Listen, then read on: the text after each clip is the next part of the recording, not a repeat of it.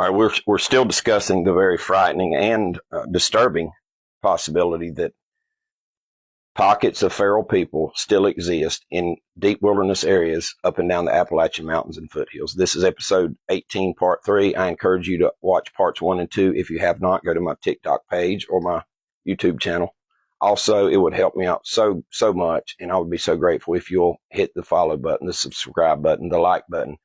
By all means, share my episodes with somebody you think would be interested. Repost my episodes, and I want to see the comments and discussion. Just be nice. It's free to be a decent person and discuss things in an adult, civil manner. Quick recap of parts 1 and 2. We discussed the phenomena of feral people in general, and then we discussed some characteristics, and we'll get into those again, but characteristics that were derived from the body of testimony and the body of evidence. And I started in part 1 telling you the story of James, who in the spring of 1978 hiked deep into the western North Carolina wilderness to camp, and he had an experience with feral people. I believe that 100%. I finished James' story up in part 2, and now in part 3 we're just going to discuss everything in general again and talk about why it's possible, and I'll tell you about an experience that I had. I don't mean to suggest that the phenomena of feral people is endemic just to Appalachia, the American South, as though I'm making fun of somebody or saying that people, mountain people or southern people are more likely to become feral. That's ridiculous. That's nonsense. That's all I'll say about that. I'm not going to make fun of my own people. I'm a curious person. I'm a researcher and an investigator, and this subject caught my attention, and I started wanting some answers. The phenomena of feral people is worldwide, and reports and discussion of feral people go back into antiquity. Now, these areas that has this concentration of reports, they all have something in common. Vast areas of uninhabited wildernesses of some type or another. Appalachian Mountains, Appalachian foothills, absolutely the case. Vast wilderness. Most of Appalachia is still wilderness. And I go on record with great confidence as saying there's parts of Appalachia where no man or woman has ever stepped. You could hide a herd of woolly mammoths out there for all we know. I'm not suggesting that. That's hyperbole. But you could have woolly mammoths out there and they might never be detected. In other words, there's no telling what's hidden in this vast wilderness that we don't know about yet. And we certainly don't know everything that we think we know. The Appalachian Mountains run for 2,000 miles, for crying out loud. So you look at everything and you boil it down to its simplest form. There are more than just a few reports. And these reports, this isn't a recent thing. They go back more than 100 years. The Appalachian wilderness itself is more than capable of sustaining these pockets of feral people.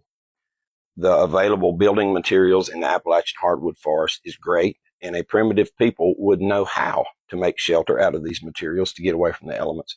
Then you factor in that there's vast cave systems, and also dotted on the landscape up and down the mountains and foothills are these abandoned homesteads, barns.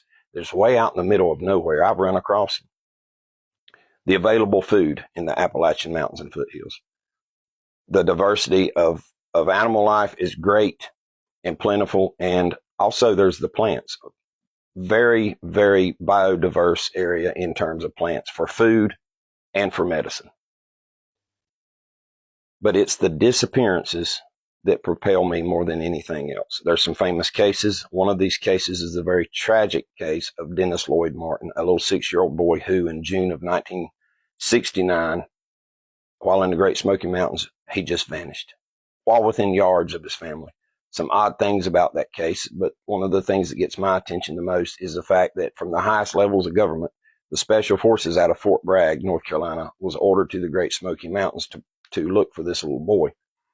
The Green Berets got there and they informed the authorities and they informed the people running the searches. They said, we won't be a part of you. We've hired a couple of guides. We're going out by ourselves. And it is said that they did in fact encounter feral people, and it is also said that they killed some feral people. And I tend to believe that. That's certainly not the kind of thing that our government is going to admit to, obviously, but that's well within reason to believe that. the amazing thing is this: the total number of feral people would be very, very minuscule compared to the population. These scant numbers of feral people spread out over such a vast wilderness, yet there's still all of these reports. Now, we have in our society a certain segment that no matter what, if something falls outside of that box of approved stuff, then they're not going to believe it. And worse yet, they will make fun of people. They will ridicule people. They will call people liars. They will call people stupid. And nobody wants to be treated like that. That's why the vast majority of people who encounter extraordinary things just keep it to themselves. I have learned this after 3.5, 4 years of interviewing witnesses. Nobody wants to be made fun of or ridiculed or called a liar. Imagine if everybody who's had experiences out of the ordinary came forward and talked about it. Now, the testimony of witnesses, we see similarities spanning the spectrum. We see, in many cases, great detail, specific detail provided, to include from my witness, James. People report across the board these deformed facial features, twisted bodies and spines, oddly enough, cataracts, very thick, white, milky cataracts, thinning, sparse, stringy hair, unclothed or clothed in rags, odd hairiness on their bodies, strange vocal, guttural grunts and sounds, people hearing an unknown language and then hearing these clicks and tree knocks and whistles and things like that, that apparently is the way that they would communicate at distance. The bottom line is that it is well within reason that isolated people can and probably do survive in the Appalachian Mountains. Now, on to my experience. In May of 2021, I was invited to western Rutherford County to investigate a cave, this small cave. Now, this cave had been revealed after a controlled burn. There was a lot of foliage there. I believe they said there were some rhododendron bushes, very thick. The controlled burn burned all that away, and there was the cave. So I, along with a group of people, went to explore it. Now, on the way there, after it was in the wilderness, we got very lucky. We discovered a single track. Now, you have to keep in mind, on the forest floor of the Appalachian hardwood belt, it's very difficult to find a track, much less a track with detail, due to the leaf litter and the debris and the weather. But we got very lucky, and we found a single track. Now, the maker of this track had apparently stepped over a log, barefooted, stepped over a log, and there was a giant patch of what's called ground cedar. It's a spreading ground cover. But as they stepped over the log, they slipped. And at the terminus of that slippage, they left an absolutely beautiful track. 8.5 inches long, definitely human. But two odd things about the track. The toes were splayed like this. Our feet, because we wear shoes, our toes are like this. Their toes were splayed. But more importantly, that track, this person was completely and overtly flat-footed and compared to the length, an extraordinary width to the track. After doing some research and talking to some people in the know, that's a sign of a person who has went their whole life walking barefooted. Now, what regular person out of our society would be walking around the forest in the middle of nowhere in the Appalachians without shoes on? Our modern, tender, vulnerable feet could never do that.